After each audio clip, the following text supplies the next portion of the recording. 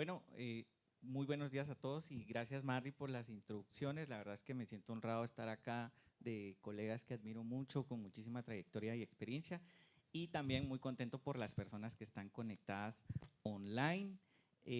Así que cuando pensamos en desarrollar esta iniciativa y el nombre, conversábamos con Marley del concepto de metacrisis. Y es un poco curiosa la historia, yo les tengo que confesar que a mí originalmente la idea me sonaba porque en las redes sociales, dos de las redes sociales más grandes hoy pertenecen a una empresa que se llama Meta. Entonces decíamos Meta Crisis, que son, pues Meta es la marca matriz de Facebook e Instagram.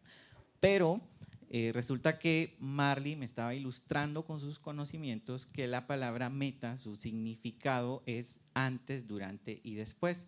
Y eso hace mucho sentido al tema de las crisis, porque cuando analizamos en retrospectiva lo que ocurre en una crisis, muchas veces uno dice, eso se pudo prever, eso se pudo evitar, pero no se tomaron acciones. Entonces, la idea de este evento es contar un poco esa experiencia y qué podemos hacer en nuestras marcas y nosotros como profesionales para ser más estratégicos y resilientes en el uso de la comunicación digital. Gracias, José. Y bueno, también en la invitación que ustedes recibieron para participar de este panel, se nos hablaba de la nueva normalidad. Y antes de continuar con la siguiente pregunta, les quiero invitar a todos que puedan apoyarnos con sus hashtags de Metacrisis. Ya nos explicó José lo que significa. Entonces, si todos podemos interactuar desde nuestras redes sociales o donde estamos siguiendo el evento con el hashtag Metacrisis, bienvenidos. Y Ana Beatriz se habla muchísimo de la nueva normalidad, desde su experiencia de comunicación estratégica y corporativa. ¿Usted nos puede ayudar a redefinir ese contexto, la palabra metacrisis? Claro. Realmente la nueva normalidad es un concepto que llegó a nosotros a raíz de la pandemia del COVID-19 hace ya un poquito más de 2 años.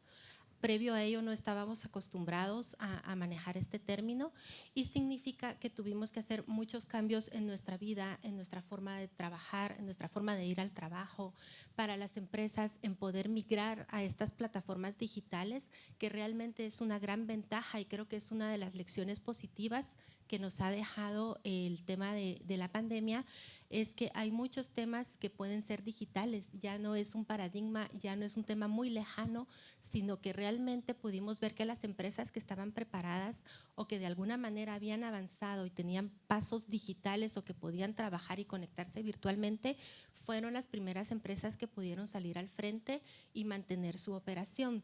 Las demás empresas y las demás corporaciones lo hicieron enseguida porque realmente era la manera de poder manejarlo. Y todo va de la mano con el tema de metacrisis, todo está amarrado al tema digital, al tema de la tecnología y a las opciones que existen hoy en día. Esta nueva normalidad nos ha brindado además diferentes alternativas y hay grandes aprendizajes. Tenemos temas de liderazgo más flexible, tenemos temas de trabajo híbrido, tenemos otras muchas alternativas que están disponibles a raíz de esta situación. Gracias. No sé si alguien quiere aportar algo adicional. Siéntanse en la libertad. Qué gusto estar con este panel aquí compartiendo este panel de lujo. Y sí, coincido con lo que nos comentaban anteriormente los compañeros.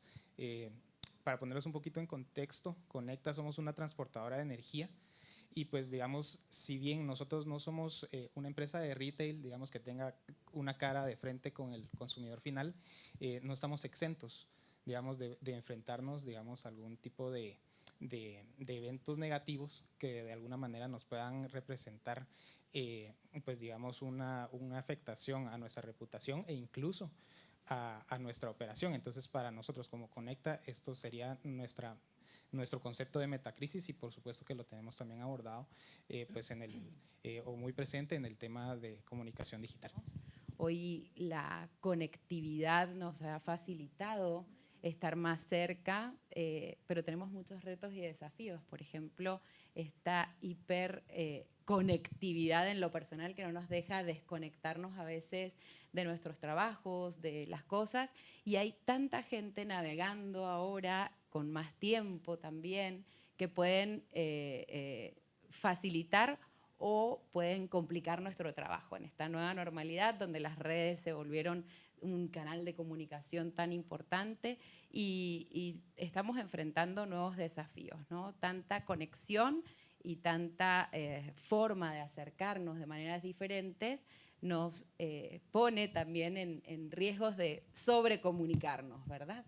Así que eso es mi nueva normalidad en comunicación, la llevo a veces a estar sobrecomunicados. Gracias, Mariana. Y en su experiencia yo quisiera preguntarle cómo saber o cómo definir una crisis, cómo una persona que ya tiene presencia en redes sociales puede sentirse preocupada o alterada cuando eventos digitales le ponen en riesgo. O sea, ¿cómo definimos una crisis en redes sociales?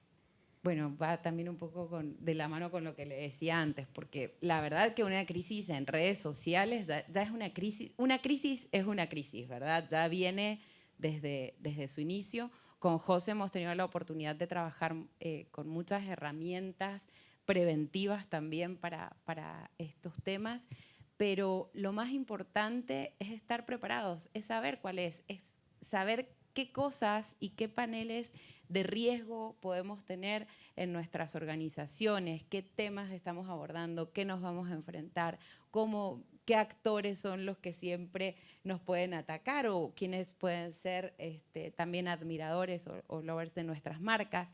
Y en ese sentido, estar preparados, tener siempre como ese mapeo permanente. Nosotros semanalmente actualizamos mapeos de actores para ciertos clientes y usamos muchas herramientas que la tecnología nos facilita bastante la vida en ese sentido, pero hay que estar preparados para contener, porque no sabemos qué puede pasar. Un día una persona, un hater, se levantó enojado y dijo, voy a ir contra tal y lo hemos visto en Guatemala con casos contra ciertas empresas, pequeñas, medianas, grandes o personas, y cómo se puede destruir de manera irresponsable una información. Y ahí el gran desafío es cómo darnos cuenta la dimensión. Y para esas dimensiones, por ejemplo, José nos ha ayudado con herramientas en Alifel de darnos esa proporción de hasta dónde está llegando la comunicación, cómo escuchar a los públicos que están hablando, qué cosas debemos hacer y si es algo que va a ser relevante o no. Ahora sí nos estamos enfrentando a una crisis que es una crisis compleja, que viene desde nuestro interior, desde nuestra compañía y todo.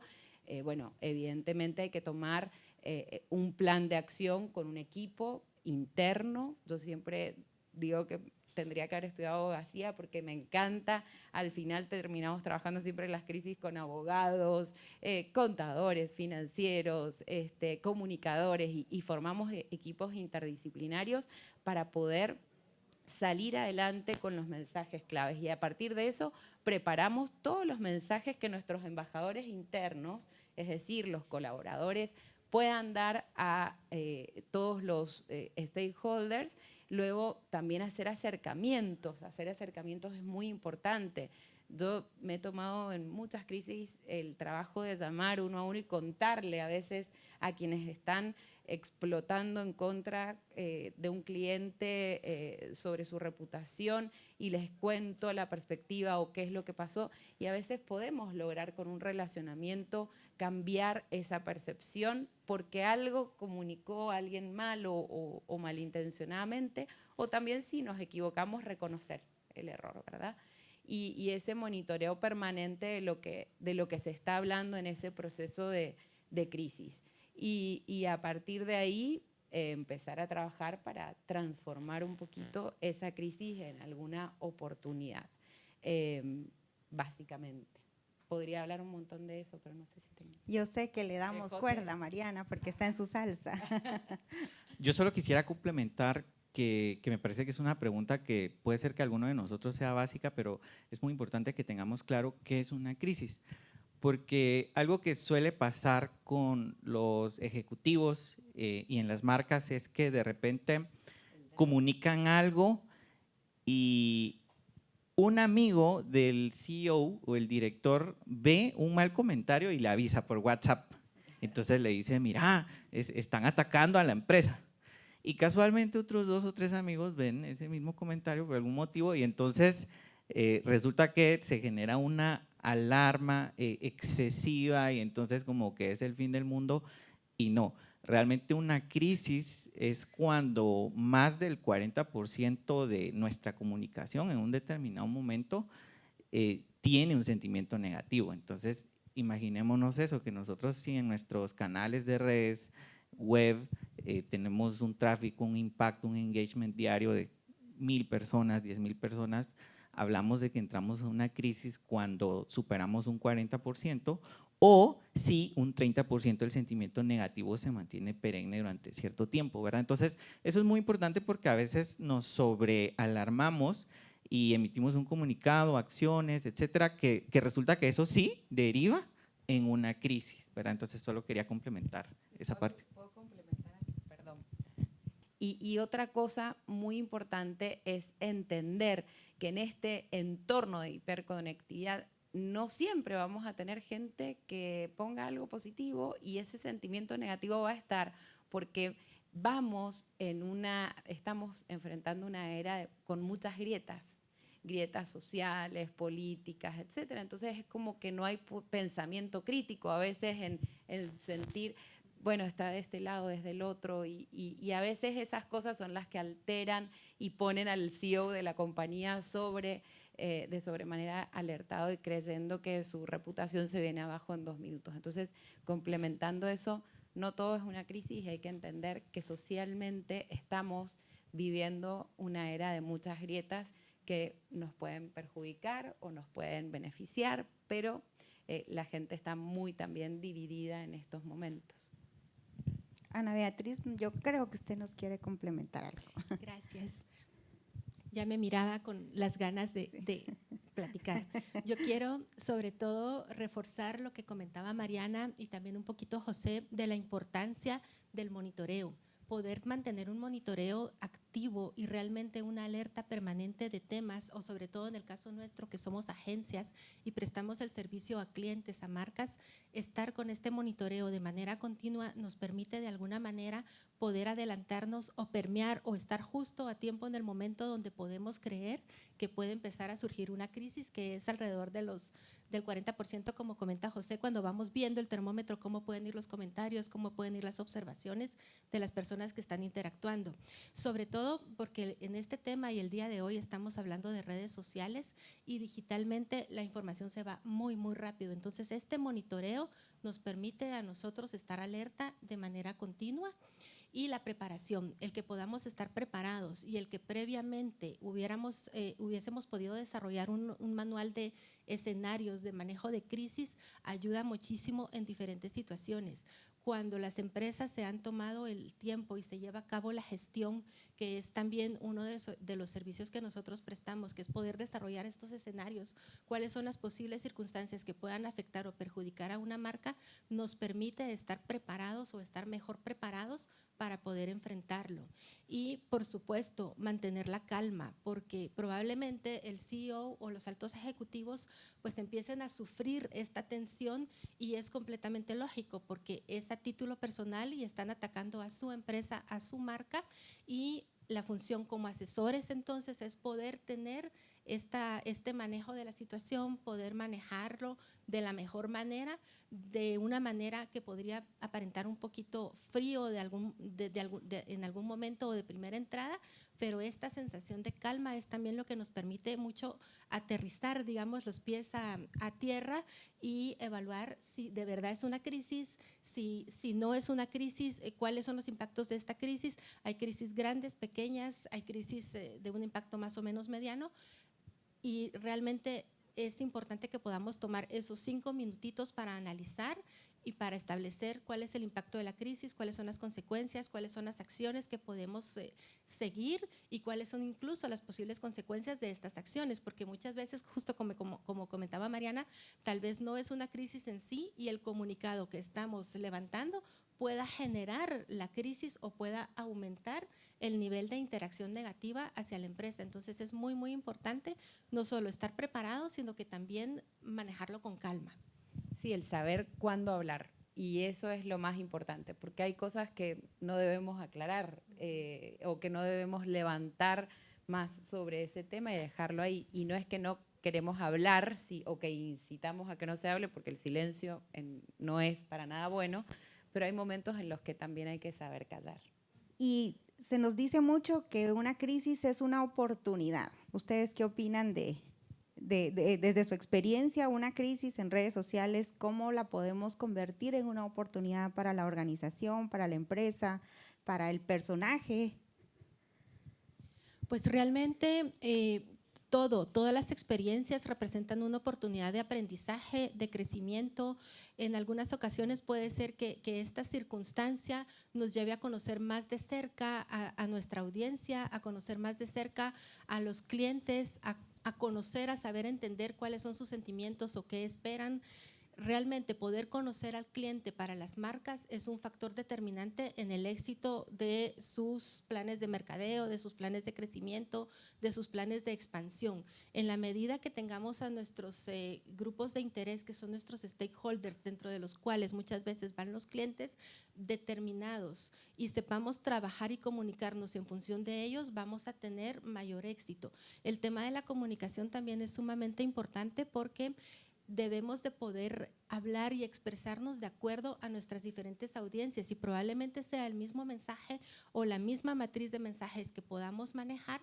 Sin embargo, el tono, manera, el enfoque o la forma de trasladar este mensaje pueda variar según nuestras audiencias. Creo que el primer paso y realmente información de mucha riqueza es que podamos conocer a quienes están interactuando con nosotros, qué les gusta, qué les molesta, qué pudo haber motivado esta crisis, si se pudo haber evitado o no, y por supuesto también permearnos y prevenir a futuro y evitar posibles situaciones similares, sobre todo si nos tomamos el trabajo de conocer a nuestras audiencias. Sergio, no sé si desde su punto de vista, la experiencia y lo que usted desarrolla en el tema digital, nos puede compartir cómo han sabido aprovechar, digamos, las situaciones de crisis para comunicarse con su audiencia. Gracias, Marley, claro que sí. Sí, de acuerdo con lo que ha estado comentando Ana Beatriz, el monitoreo, lo que mencionan del monitoreo para nosotros ha sido súper importante y parte del tema de la desinformación pues ha sido gran parte de nuestro reto como Conecta. Entonces, el monitoreo a nosotros nos sirve para saber tres cosas. ¿Qué se está hablando de nosotros? Cuándo se está hablando de nosotros, que también el timing es muy importante, y también nos da información para poder trazar una hoja de ruta y poder accionar, ¿verdad? Básicamente. Entonces, las crisis para nosotros han representado precisamente una oportunidad porque esas lecciones aprendidas a nosotros nos han servido para alimentar una matriz de riesgo, digamos. Nosotros ya tenemos mapeado ese riesgo y podemos ir teniendo esa mejora continua en nuestros procesos, específicamente en la comunicación en crisis, ¿verdad? Y pues digamos, les quiero contar que en la empresa nosotros estamos certificados bajo los estándares de la norma ISO 9001-2015. Entonces, el poder sistematizar nosotros con esos estándares nos ha servido muchísimo para la comunicación en crisis porque toda esa data que nosotros adquirimos a través del social listening y toda la información donde nosotros podemos adquirir datos donde hay mención de marca, entonces todo eso es nuestro input de información, ¿verdad? Como para tener esa secuencia lógica y trazabilidad de cómo vamos a ejecutar. Ese es nuestro input para nosotros empezar ese proceso que nosotros le llamamos el ciclo de Deming, que es de mejora continua, planear, hacer, verificar, actuar. Entonces, con esa información yo planeo, ya venimos con el equipo, planeamos todos, o sea, definimos qué está pasando y sabiendo eso, entonces nosotros trazamos esa hoja de ruta, ejecutamos nuestros planes, sabiendo entonces los tres criterios que habíamos platicado anteriormente, qué están hablando, cuándo se está diciendo y también muy importante, quiénes lo están diciendo, ¿verdad? Entonces ya nosotros podemos enfocar nuestra comunicación, el desarrollo de mensajes claves para poder nosotros contrarrestar o poder aprovechar esa situación y utilizarla para poder tener un beneficio como marca. Gracias, Sergio. Y Sergio hizo relación al tema de la desinformación en redes sociales. Yo quisiera pedirle a Mariana que nos amplíe un poco, porque en esta hiperconectividad de la que hablamos, uno de los obstáculos posiblemente con los que más nos topamos es la desinformación. Entonces, no sé si usted tiene algo que compartirnos sobre eso. Yo soy fan de leer todas las fuentes. Leo las que me sacan los domingos en un periódico, las que me sacan para bien en otro. Creo que hay que leer todas las fuentes y esta desinformación que viene como en esta vía que se cruza demasiado, ¿verdad? Es quién sabe más de algo, quién no sabe más de algo. Entonces, creo que la generación de un pensamiento crítico para poder entender esa ruta de información es importante. ¿Quién lo dice y por qué lo dice? ¿Qué interés hay detrás de todo esto y por qué se está levantando la voz? En las redes, cuando este sentimiento negativo va subiendo, es cuando empiezan a hablar como en voz un poco más alta y peleona y gritando, ¿no? ¿Y por qué está pasando esto? ¿Qué grupos son? ¿Por qué están desinformando de esta manera? ¿Qué intereses hay detrás de esto? Entonces, existen muchas formas de poder verificar las noticias. Existen hoy, el mundo digital es infinito y existen un montón de páginas que te dan información como si fuera de ley y tanta gente se la cree y tanta gente la toma como fuente informativa o tanta gente lo toma y con eso lo usa para un ataque. Entonces hay que empezar a ver los orígenes, cuándo se creó esa página, dónde se creó. Por ejemplo, ver la cantidad de net centers, como se les llama. Y ahí hay que entender que esta desinformación en la que vivimos o nos la tomamos con el drama absoluto de ay, me están matando mi reputación, o trabajamos en combatir y en dar información de forma permanente y verídica, alimentando nuestra reputación y también alimentando a las fuentes fidedignas y dar a conocer a la gente qué herramientas pueden usar para verificar cuando una información es falsa, cuando una información es tendenciosa, cuando una información realmente tiene intereses ocultos detrás. Y eso hoy es el día a día que vivimos. Y José, no sé si querés complementar, pero creo que hay muchas herramientas que podemos usar para eso y que realmente haga que la gente pueda entenderlo. Pero yo, desde lo personal, que la otra vez me calificaron por un tuit que puse, un grupo me calificó que era parte del otro, ¿verdad? Y yo, miren, uno tiene que tener al final esa fortaleza también espiritual, moral y entender, porque de lo que supuestamente me acusaban porque había puesto algo a favor de él, no tenía que ver con que fuera parte de otro grupo. Tengo pensamiento crítico y puedo entender qué cosas puedo estar a favor de un lado, qué cosas puedo estar a favor del otro y encontrar esos puntos de equilibrio que hoy, insisto, estamos polarizados y por eso nublamos nuestro pensamiento crítico y nos dejamos desinformar. Gracias, Mariana. Yo solo quería complementar con el tema de la desinformación. Cuando hablamos de reputación online y hacer que tengamos una marca que sobresalga a nivel digital, que sea una marca pues, muy bien percibida, a veces nosotros nos enfocamos mucho en nuestros propios canales, nuestra fanpage, nuestro perfil de Twitter, nuestro sitio web, nuestro perfil ahora en TikTok. Pero es muy importante mencionar que en la actualidad uno de los riesgos más fuertes que enfrentan los ejecutivos y enfrentan las marcas es la desinformación. De hecho, el daño que produce la desinformación se considera igual o superior al daño de la pandemia. La desinformación ha causado muerte, enfermedad. El caso más cercano fue con el COVID, toda la desinformación que circuló en relación a tratamientos y que pues muchas personas fueron engañadas por no hacer el proceso de verificación, lo que nos decía Mariana del contenido que estábamos consumiendo. Y es importante entender que esta industria existe porque es una industria sumamente rentable. Mariana también mencionaba el tema de los net centers. Tal vez nosotros no estamos conscientes del tamaño de las cifras de esta industria, pero para poner en contexto, los seres humanos somos 8.000 millones de habitantes en el planeta al día de hoy.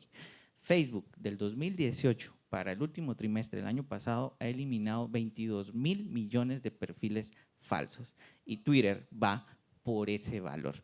Entonces, por cada ser humano real que existen, hay por lo menos 10 bots que se generan online cada trimestre. Entonces, ¿qué quiere decir? Que si ustedes ponen algo en Facebook, en Twitter y de repente les empiezan a caer ataques en contra de su marca, en contra de ustedes, una opinión que expresaron, siempre pensemos realmente si no será una estrategia, esas estrategias se conocen como estrategias de astroturfing con trolls beta. ¿Por qué le llamamos trolls beta? Porque son perfiles que no tienen amigos, un seguidor, pero como cada ataque nosotros recibimos la notificación, entonces en nuestra mente se empieza a generar un pensamiento. Nos están atacando, nuestra empresa está haciendo algo malo. Y entonces ese mecanismo se conoce como la espiral del silencio, porque ¿qué pasa? Entonces la marca, los ejecutivos dejan de comunicar porque dicen, pues todo mundo ya no me quiere, cuando realmente no es así. Entonces hay que entenderlo. Por eso, en las noticias recientemente ustedes vieron que Elon Musk decía que él estaba comprando Twitter por promover la libertad, y una de las cosas que uno se pregunta es cómo va a afrontar ese reto, porque es muy difícil hoy luchar contra esa industria porque es una industria sumamente rentable y efectiva, porque obviamente se esconde detrás de una máscara y hace que la comunicación online sea pues muy susceptible de ser manipulada. Por eso las empresas, de nuevo, con lo que también decía Ana Beatriz, tenemos que monitorear y estar conscientes del tipo de estrategias si en algún caso nuestra marca está siendo víctima o nosotros mismos de ese tipo de interacciones. Pero lo cierto es que es una situación muy real, muy cierta, se da en Latinoamérica particularmente, es donde más ha crecido, porque las áreas de revisión de este tipo de contenidos se centran principalmente en contenido en inglés, no tanto en contenido en español. Entonces la desinformación, pues de nuevo, al menos desde mi perspectiva, quizás sea el reto más difícil al que se enfrentan las empresas. Tenemos también un gran reto de generar contenido en español, porque la poca generación de contenido en español hace que los que lo están generando, que desinforman, sean los que salen primero en las búsquedas. Entonces, yo sé que es muy snob generar contenido en inglés y que queda lindo el Spanglish, sé que está buenísimo, pero es nuestro idioma y es el que deberíamos generarle mayor contenido para que podamos subir desde nuestra parte información certera y veraz. Y otro gran reto, con lo de los net centers, que me olvidé de decir, las empresas deben tener el compromiso ético. No podemos caer en contrarrestar los ataques contratando otro que ataque, ¿verdad? ¿Qué debemos tener? Un compromiso ético. No caer en esa tentación y no caer en ese temor que nos dicen ya nadie nos quiere, ¿qué vamos? No, sigamos en una postura ética, porque si caemos en el lado oscuro es muy difícil salir. Entonces, mi recomendación siempre ante estas situaciones es seamos éticos, vamos por los caminos correctos y defendamos a más no poder con contenido, información que siempre dé valor a nuestras comunidades, porque a lo mejor también el que nos ataca es una comunidad que no nos interesa, ¿sí? También puede pasar eso. Yo voy a agregar aquí que tal vez alguno de ustedes sí trabaja generando contenido y a veces sienten que ese trabajo no tiene el alcance que quisiéramos, que se esfuerzan por investigar, por publicar y por mantener actualizada una información, pero como dice Mariana, aunque tal vez el impacto que tiene actualmente lo que publicas, lo que subes, lo que investigas, no tiene el impacto que deseas, tarde o temprano se suma a contribuir. Y creo que ese es un criterio que todas las organizaciones valoran muchísimo. Tarde o temprano alguien se va a sentir inspirado por tu contenido, alguien lo va a tomar como fuente y es ahí donde va a valer la pena el trabajo, porque si todos publicamos o todas las organizaciones están en ese mismo mood, tarde o temprano podemos hacer la diferencia, ¿verdad? José, creo que la siguiente pregunta es muy importante. Herramientas. De todos aquí han mencionado herramientas, la importancia de las herramientas, y quisiera que usted nos hable de herramientas en términos generales para que la audiencia conozca esa parte que creo que es súper importante en este manejo de crisis. Muy bien, en el tema de crisis online es importante que estemos conscientes que obviamente está el canal de las redes sociales y yo creo que luego ahí Sergio también va a poder completar muy bien esta parte. Él mencionaba una herramienta que era la escucha social o el social media listening, es entender qué dicen de nuestra marca. Ahora bien, no es solo, digamos, qué dicen de nosotros o de nuestros ejecutivos o de nuestras instituciones, es también el sentimiento, la percepción que hay en relación a nuestra comunicación, porque puede ser que nosotros estemos comunicando algo y que sea bueno, pero que eso no se entienda y se perciba mal y que no impacte y que sea completamente neutral. Entonces tenemos las herramientas de medición, de conversaciones, de sentimientos para entender qué está pasando, pero también tenemos las herramientas de percepción. ¿Qué pasa cuando buscan a nuestra empresa en Google? ¿Cuáles son, qué dicen esos resultados? ¿Qué proyectan de nuestra institución? No sé si alguno de ustedes ha hecho ese ejercicio de buscar su nombre en Google y ver qué aparece. Entonces, mucha gente se sorprende porque dice, bueno, aquí aparece algo que es completamente fuera de la realidad o esto se resolvió, etcétera, etcétera, pero no hacemos nosotros esas comprobaciones manuales y luego, obviamente, pues la percepción de nuestra marca es negativa derivado de esa información que está ahí online. Entonces, eso no quiere decir que nosotros estemos manualmente todos los días, cada mes, cada semana haciendo búsquedas. Para eso hay tecnología, hay herramientas, que son las herramientas de evaluación de SERPs. ¿Qué quiere decir SERPs? Páginas de resultados de búsqueda. Entonces, en nuestra experiencia, lo mejor que podemos hacer nosotros es utilizar herramientas para monitorear, para automatizar esos procesos y utilizar nuestras capacidades, criterios, sentido común para tomar acciones en función de lo que nos dictan las herramientas. Lo que suele ocurrir muchas veces es que vemos los resultados de esas herramientas e igual no hacemos nada, entonces pues al final las cosas no cambian, ¿verdad? Y yo no sé ahí si quisieran complementar mis compañeros. De acuerdo con lo que estabas comentando, el tener nosotros las herramientas y el poder adquirir esos datos es súper importante, pero es igual de importante el poder nosotros interpretar esos datos para saber qué hacer. Es decir, el sentimiento que mencionabas, aparte del alcance que pueda tener cierto contenido, nos sirve a nosotros para orientar y gestionar, digamos, y mitigar ciertos riesgos para haciendo contenido adecuado a nuestra audiencia. Totalmente de acuerdo en que si de repente estamos generando un contenido que para nosotros era un contenido de valor, pero los resultados que nos está arrojando no tiene el impacto que de repente esperábamos, entonces ya nosotros tenemos esa alerta, ese input de información para venir y replantearnos qué es lo que queremos comunicar en nuestra marca y hacia dónde. Entonces, muy importante el tema nuevamente el tema del monitoreo y del poder analizar esos datos.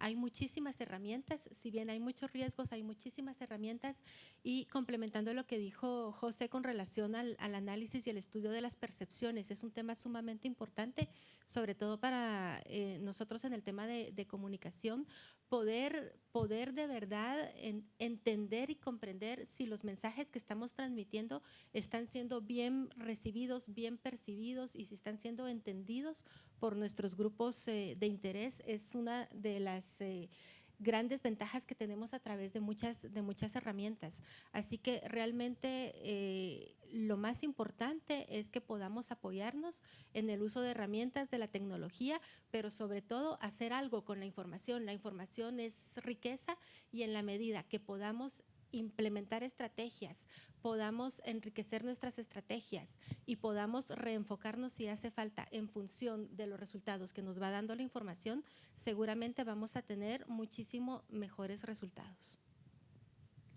Gracias, José. Creo que el tema de reputación digital no nos alcanza para un panel, sino que tenemos que profundizar en un evento un poco más grande y usted tiene como iniciativa profundizar en este tema. ¿Nos puede contar un poquito al respecto?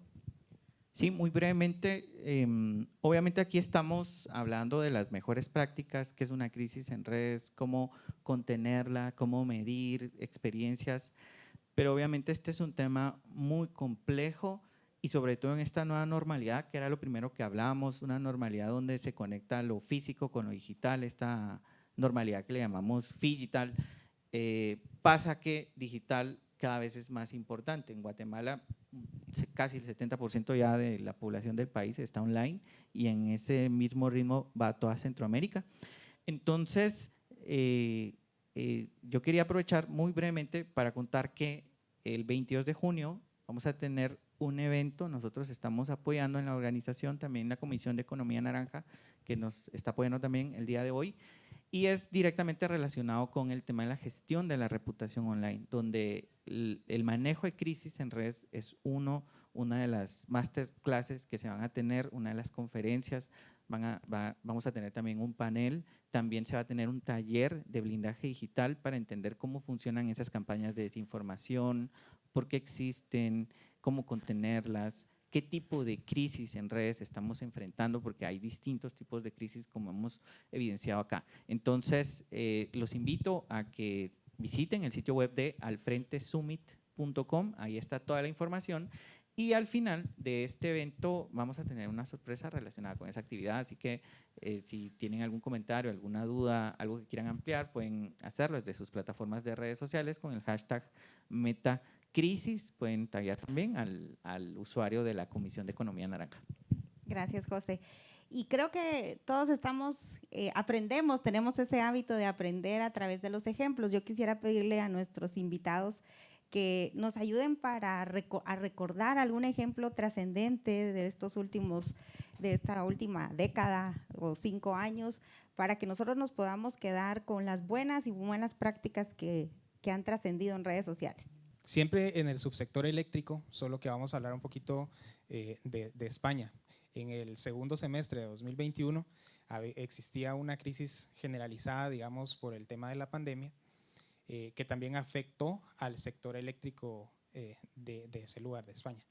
Entonces, lo que sucedió fue un comunicado por parte del gobierno de España diciendo que por los excesivos cobros, digamos, de luz, porque por diferentes situaciones había acrecentado el precio de la energía, entonces habían decidido recortar, digamos, cierto pago al sector eléctrico porque ellos podían aguantar.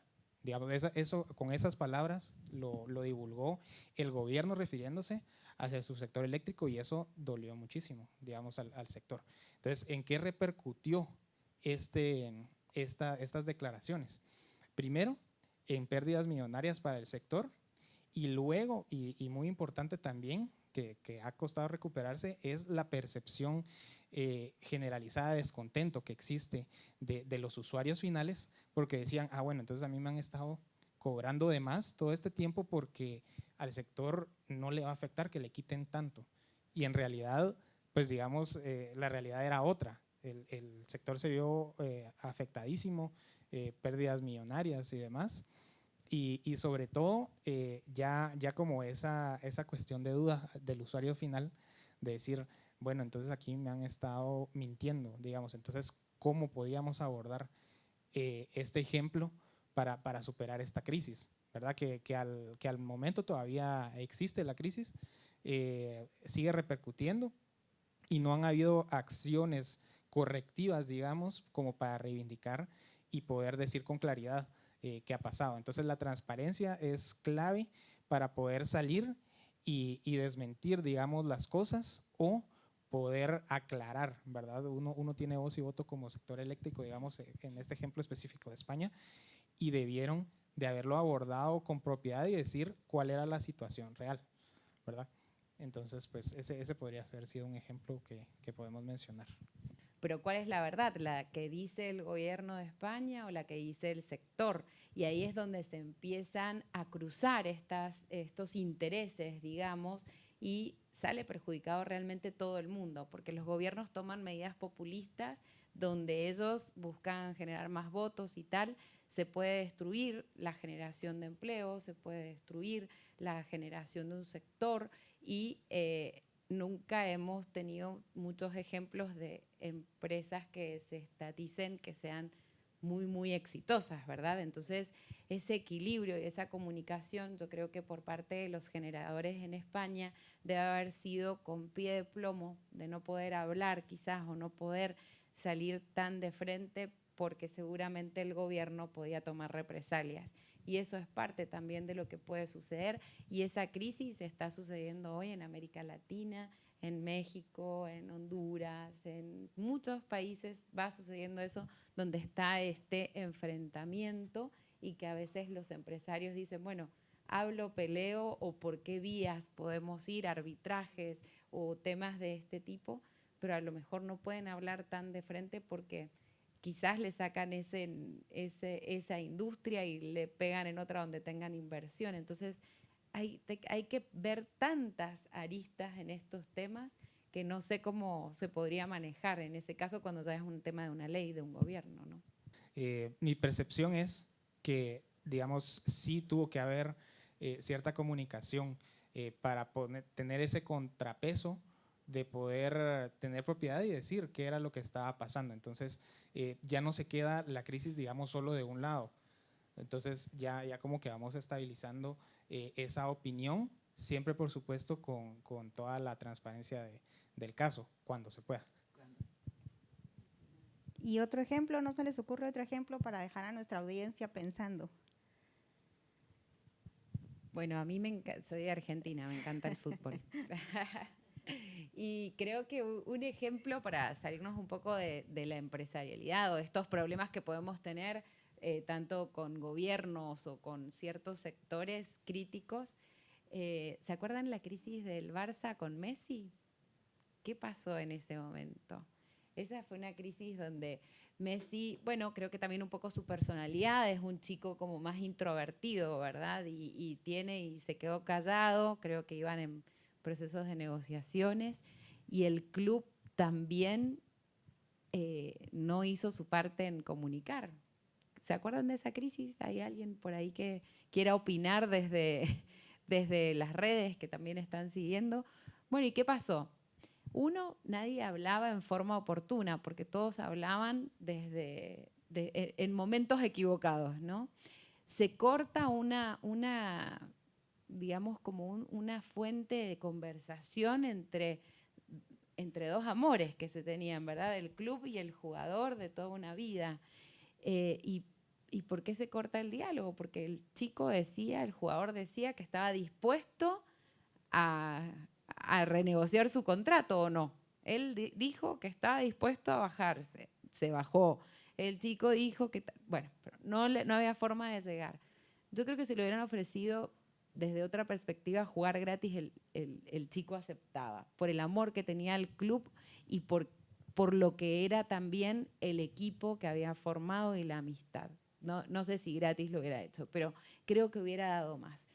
Todo lo que pasó desde la junta directiva, el expresidente y después cuando entra el nuevo presidente, que todo el mundo pensó que lo iba a poder retener y que lo tienen que dejar ir, creo que fueron problemas de comunicación en todos los sentidos. Nadie lo hizo bien. Nadie manda un burofax para renunciar, nadie hace una cosa así después de que ha sido el club de tus amores.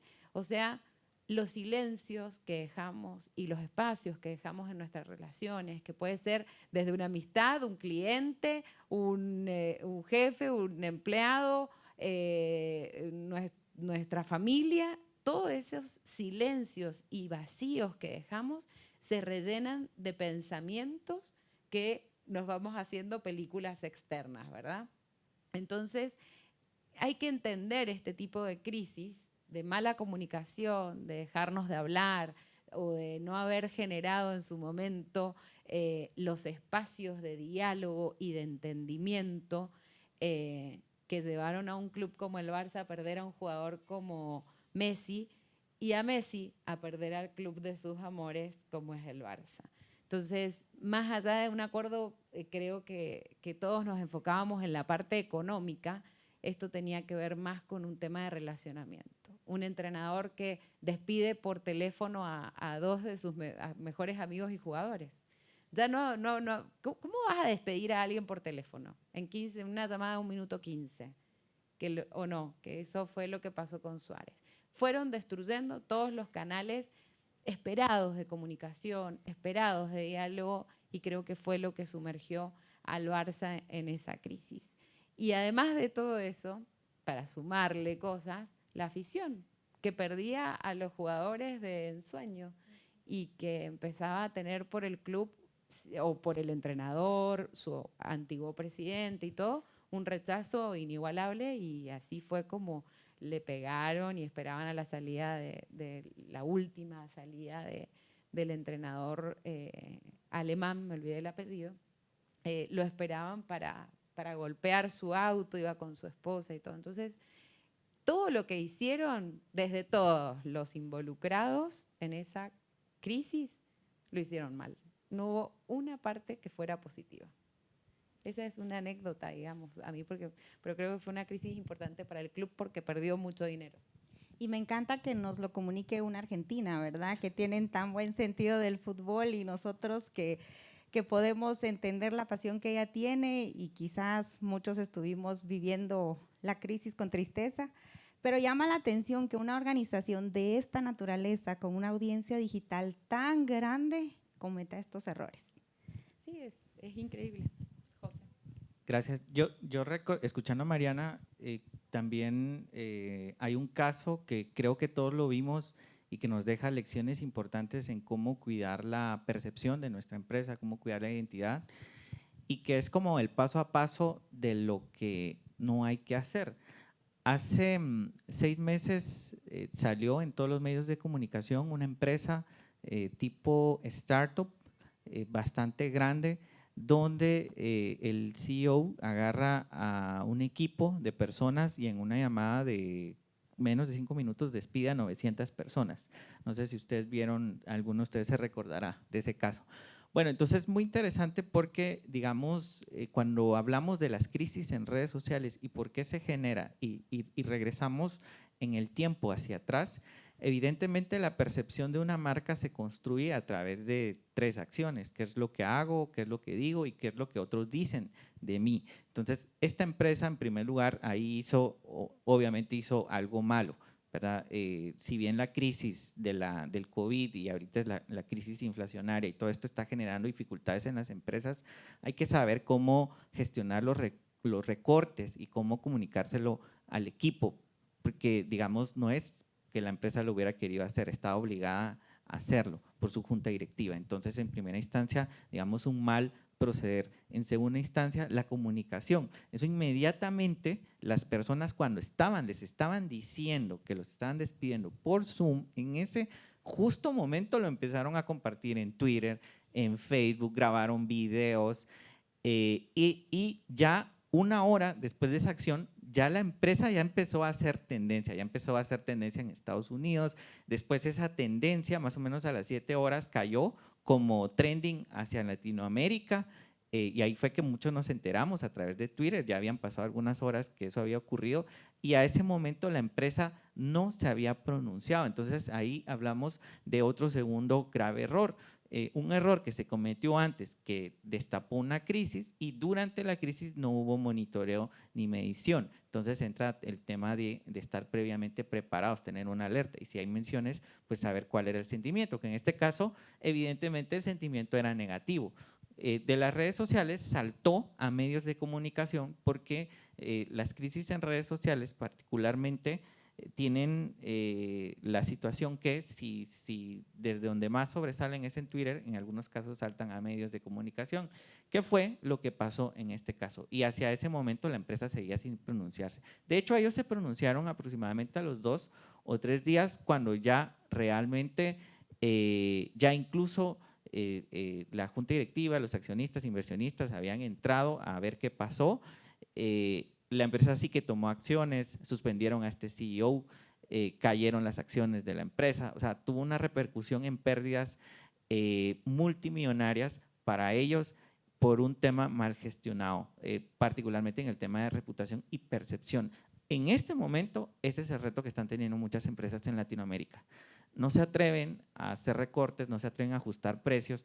Digamos, ha habido un incremento, por ejemplo, en el precio de combustibles, pero no sé si ustedes se han sentado a pensar por qué muchas empresas están aguantando todavía, porque justamente tienen ese temor, y es por desconocer también en parte cómo funcionan las redes sociales. Entonces, existen herramientas. Lo importante es que si trabajamos en comunicación, si trabajamos en marketing, si trabajamos en estrategia digital, hay herramientas para entender cómo abordar estos retos que está trayendo la nueva normalidad. Y otra segunda crisis, muy brevemente, que quisiera contarles, y que es una crisis bien emblemática porque tiene que ver justamente con una empresa de redes sociales, es la crisis de Cambridge Analytica. Cuando se destapó el escándalo de Cambridge Analytica relacionado con Facebook, a pesar que ellos mismos eran como que los dueños de la plataforma y los propietarios de este ecosistema, ni siquiera ellos mismos pudieron controlar la difusión de la información de este escándalo, porque obviamente pues a ninguno de nosotros nos gusta enterarnos que nuestros datos y los de todos nuestros amigos se estén vendiendo en el mercado, que eso fue lo que pasó cuando cuando Cambridge accedía a nuestros datos. No solo eran los nuestros, eran también los de todos nuestros amigos. Entonces ya se empezó a hablar de manipulación política, de injerencia de otros gobiernos que habían adquirido esos datos. Se vuelve un escándalo tan fuerte que en cuestión de una semana Facebook, con la caída de sus acciones que tuvo, fue una pérdida de 40.000 millones de dólares. Fue la misma pérdida de equivalente en dinero a lo que hoy Elon Musk ofreció para comprar a Twitter, que es el equivalente, es un dinero suficiente para comprar 10 o 20 equipos del Real Madrid. Entonces, imagínense la pérdida que ellos tuvieron de una crisis que hasta el día de hoy a la empresa les sigue costando recuperarse, porque el problema de las crisis de reputación en redes sociales es que dejan una huella digital que a veces es muy difícil borrar, que cada vez que se piensa en esa empresa, cada vez que se piensa en esa marca, se vincula con ese acontecimiento, aunque se haya resuelto, aunque ellos después hayan cerrado sus relaciones con Cambridge Analytica, eso hasta el día de hoy sigue sonando, incluso se vuelve una leyenda urbana. De manera que las empresas empiezan a perder pues la valoración, la gente ya no se siente tan orgullosa de trabajar en estas organizaciones, busca moverse a otro lado. Entonces todo ese daño reputacional seguramente pues si no se hubiera quitado todo, por lo menos se hubiera mitigado mucho el efecto de haber seguido una buena estrategia de gestión reputacional, con buenos contenidos, explicando realmente lo que ocurrió o las acciones que la empresa tomó para revertir todo esto. Eso no se dio, realmente no se dio, los hechos se negaron, fue la primera respuesta, se tardaron en responder. Entonces ahí también entra lo que mencionaba Sergio, de un protocolo de respuesta inmediata. Cuando fue el terremoto, y eso me recuerda mucho, no tiene que ver con la crisis en redes sociales, pero un último caso, y ahí dejo de hablar de casos, la crisis de la empresa de generación de energía en Japón, la empresa que estaba en Fukuyama, creo que así se llamaba, que hubo digamos, un incidente muy grave generado por un terremoto.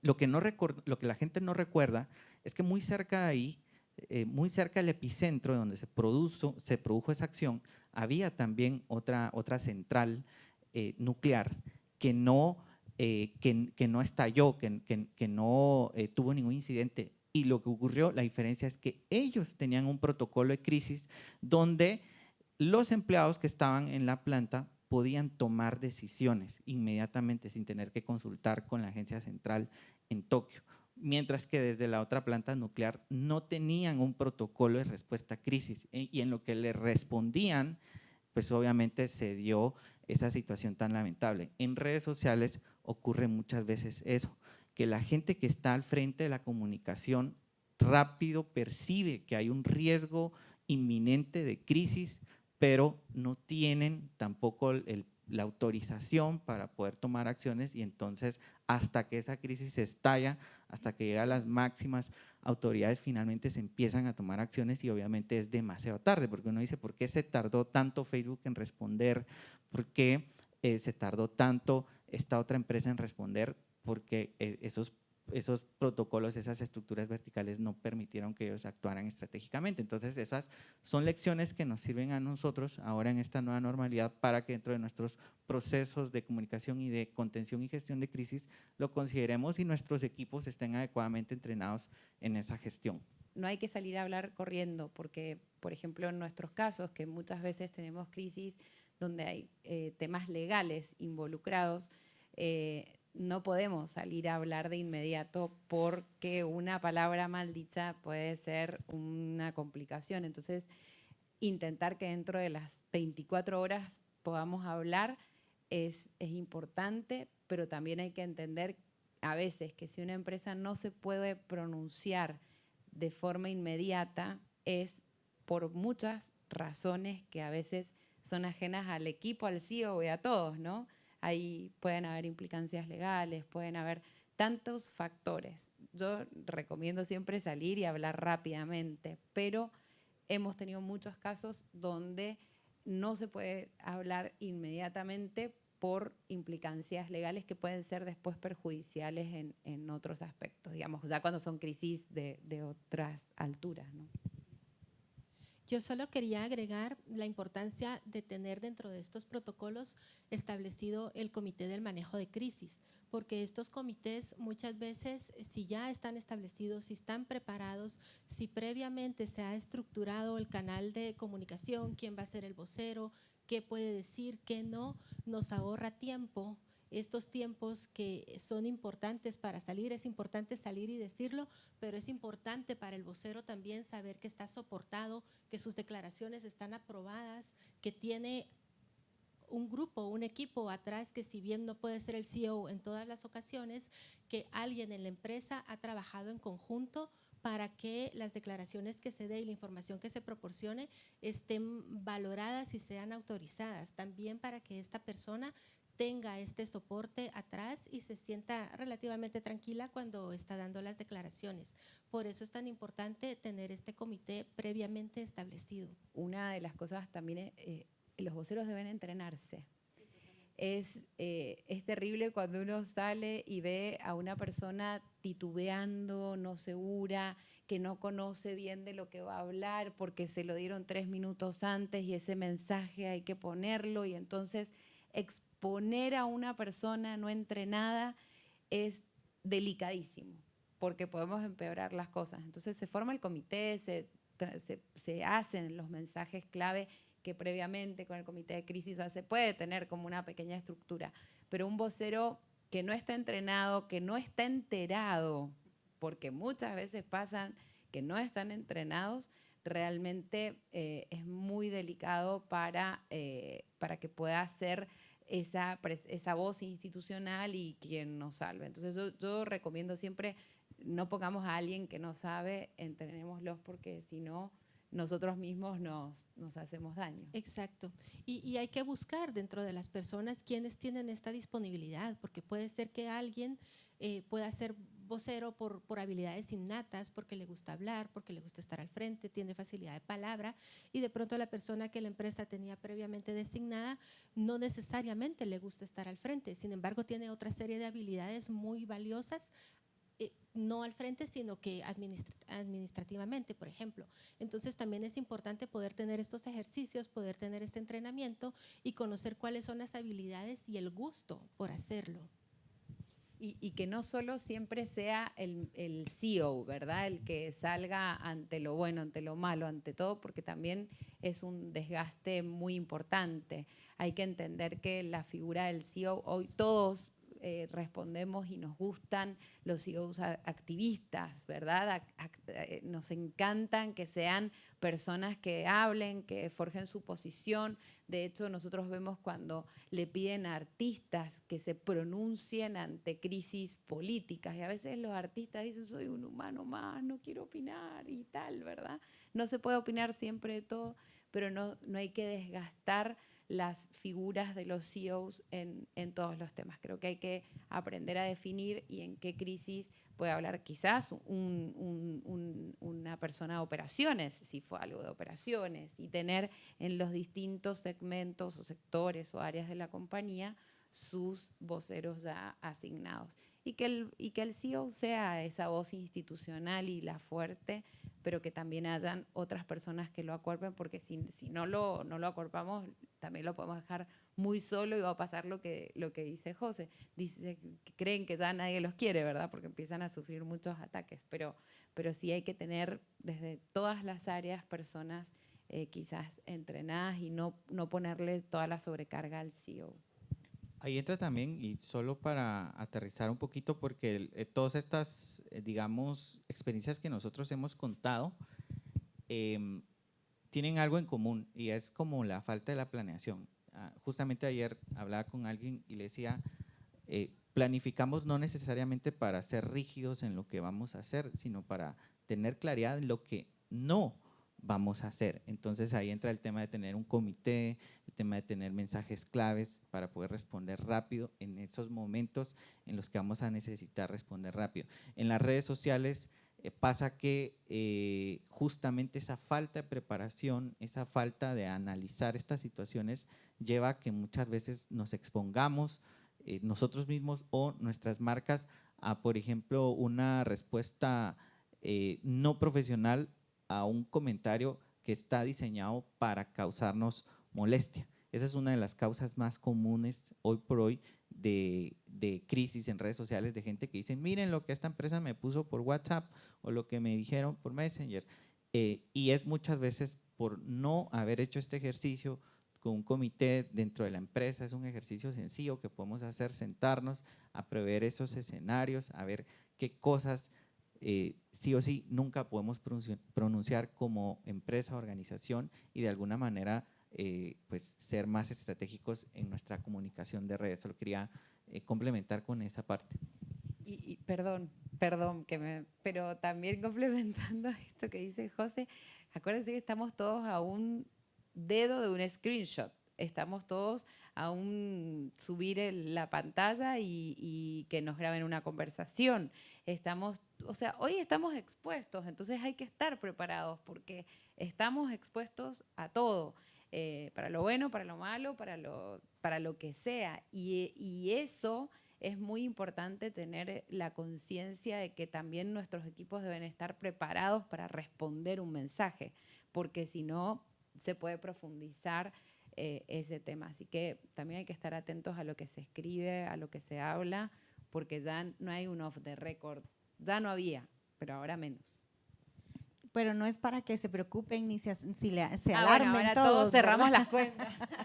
No, realmente las redes sociales, ustedes saben, son un recurso muy importante, ya sea que seamos una empresa de servicio, de un producto, una organización sin fines de lucro. Debemos estar en redes sociales, solo nos debemos preparar para aprovechar esa exposición que tenemos. Y creo que también, hablando de voceros, yo me atrevería a decir que todos somos voceros. Cuando ponemos en nuestro Facebook donde trabajamos, nos convertimos en voceros de esa organización. Y no quiero que se queden con un mal sabor de boca. José, denos una buena práctica que se realice dentro de Guatemala específicamente, cómo ha crecido esa necesidad de prepararnos para gestionar no solo una crisis, sino nuestra presencia dentro de redes sociales. Bueno, una práctica que es buena para cualquier equipo de comunicación en redes, indistintamente que estemos en una crisis o no, es responder y resolver. Muchas veces las crisis se producen en redes porque nos tardamos en dar una respuesta oficial. Como decía Mariana, no podemos salir inmediatamente a responder algo, pero sí que podemos tener mensajes de base para decirle a la persona, estoy consciente de lo que me están diciendo, estoy consciente de lo que me están comunicando y estamos resolviendo. Eso ayuda mucho a contener potenciales crisis a nivel de redes, ya sea por servicios, ya sea por percepción, ya sea por comunicación. Entonces, se me vienen a la mente casos buenos. Han habido acá empresas que inmediatamente empieza a circular algo, situaciones que son falsas, pero que se acusan a las empresas y que rápidamente se responde, que se está investigando, se está viendo el caso, etcétera, etcétera, y logran contener muy eficientemente esas crisis a tal nivel que nosotros ni nos enteramos. Entonces, yo les podría compartir esa recomendación como buena práctica que le llamamos la WR. Respondo y resuelvo. Respondo rapidito, pensé que iba a decir. No sé si alguien quiere complementar algo y así le quitamos ese mal sabor de que no se aflijan y que no se estresen innecesariamente a los que nos están siguiendo en las redes sociales y a nuestra audiencia aquí presente, antes de entrar a las conclusiones. Gracias. Pues sí, realmente creo que el primer mensaje es de verdad no afligirse. En la medida que estemos preparados, en la medida que podamos tener los mensajes clave previamente desarrollados o por lo menos los mensajes clave básicos, como recién comentaba José, en la medida que podamos analizar los escenarios y sobre todo ante cualquier crisis mantener la calma. Creo que lo primero es mantener la calma y revisar el tema objetivamente para poder tomar las mejores decisiones. Pues no solo agradecer a todas las personas que nos acompañaron digitalmente durante esta conversación, definitivamente, como ustedes pudieron notar, todos los panelistas tienen muchísimo que compartir y de verdad tienen la experiencia para abordar esta temática. Los 90 minutos fueron cortos, ¿verdad? Especialmente para ellos, pero creo que podríamos concluir que todos podemos vivir una crisis, sin embargo, también podemos prepararnos para una crisis, podemos desarrollar no solo un comité de crisis, sino todos los escenarios que se nos puedan ocurrir para que cuando esas crisis lleguen, saber qué responder a tiempo, prepararnos con un vocero, con la comunicación que de verdad nos ayude a aprovechar la crisis y convertirla en una oportunidad. Sin duda, todos queremos que nuestra presencia en redes digitales sea óptima y para eso también hay herramientas que nos pueden ayudar a construir, a tomar decisiones de manera inmediata, no calcularlas, ¿verdad? No tener un cálculo como el clima, ¿será que hoy va a llover? No, realmente tenemos herramientas, hay muchas herramientas y empresas especializadas que ofrecen esa oportunidad de conocer data, de saber interpretarla y ayudarnos, ¿verdad?, a interpretar esos datos que no sé cómo manejar en un momento y obviamente sin temor, con mucha paciencia, entre comillas, ¿verdad? Podemos exprimir una crisis y convertirla en una oportunidad para demostrar que los valores de la empresa, de la organización y en el tema de la desinformación, creo que lo que nos decía Mariana, hay muchas maneras de comprobar una fuente. Antes de alarmarnos innecesariamente, vayamos y utilicemos esas herramientas para conocer de dónde viene ese comentario, de dónde viene esa percepción, ¿verdad? Y creo que estamos listos para avanzar como organización en un comité de crisis, con los voceros o con el equipo correcto para salir adelante y sobre todo para disfrutar el tiempo que las redes sociales nos permitan tener esa conectividad, esa inmediatez y que además no nos toma muchos recursos, ¿verdad, José? Definitivamente, Marley, las redes sociales, no, al menos en mi perspectiva, no son un juego de suma cero, ¿verdad? Es un juego de suma positiva si nosotros las sabemos aprovechar como herramientas para demostrar nuestro conocimiento, demostrar la propuesta de valor de nuestras organizaciones y lo positivo que estamos haciendo no solo para desde la perspectiva de generación de empleo, sino también de nuestras acciones sociales y de responsabilidad con el ambiente y la sociedad en general. Entonces, gracias Marley, de verdad por ayudarnos con este panel, moderando y resumiendo todo lo que compartimos. Yo quisiera aprovechar este momento para compartirles esta sorpresa que les decía. Nosotros vamos a tener el evento al Frente Summit dentro de unos días, 22 de junio. Vamos a estar profundizando en estas temáticas, abordando cada una puntualmente y para todos los que son miembros de la comisión, todos los que son parte de AGEXPORT, hay un código especial de descuento para que puedan participar, es un código del 25% de descuento. Ese código estará funcionando hasta el 29 de mayo. El evento es de cupo limitado. La verdad es que buscamos ofrecer un entrenamiento muy personalizado para las personas que participen. Entonces, si esta temática es relevante para las organizaciones en las que ustedes están, si de alguna manera han sentido algún temor, creen que les gustaría estar en Twitter, pero les da miedo todo eso que se escucha, que pasa ahí, el hate, etcétera, definitivamente ustedes deberían de participar en este seminario para conocer cómo es que se puede proteger, hacer más resiliente una organización e incluso fortalecer la percepción, el liderazgo online de cualquier institución, marca o nosotros a nivel individual como profesionales. Entonces, hay un código de descuento, está abierto para cualquiera de los que están acá hoy en este evento online. Me decía Francisco hace unos momentos, no lo miro por ahí, pero me decía que teníamos 80 personas conectadas, así que les agradecemos muchísimo también que nos hayan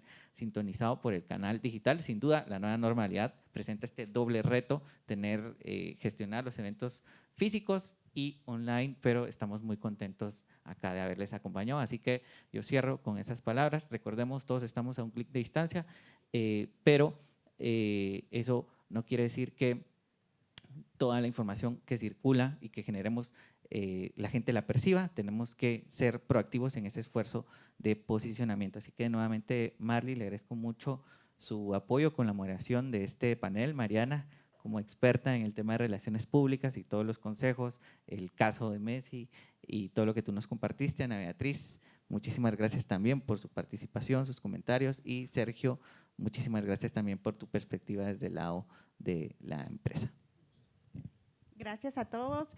Gracias también a las personas que estuvieron haciendo preguntas en línea y comentarios. Lamentamos no haber tenido tiempo para leerlos todos, pero le vamos a compartir esos comentarios a los panelistas para que sepan de la interacción que hubo a través de estos medios digitales. Gracias a todos.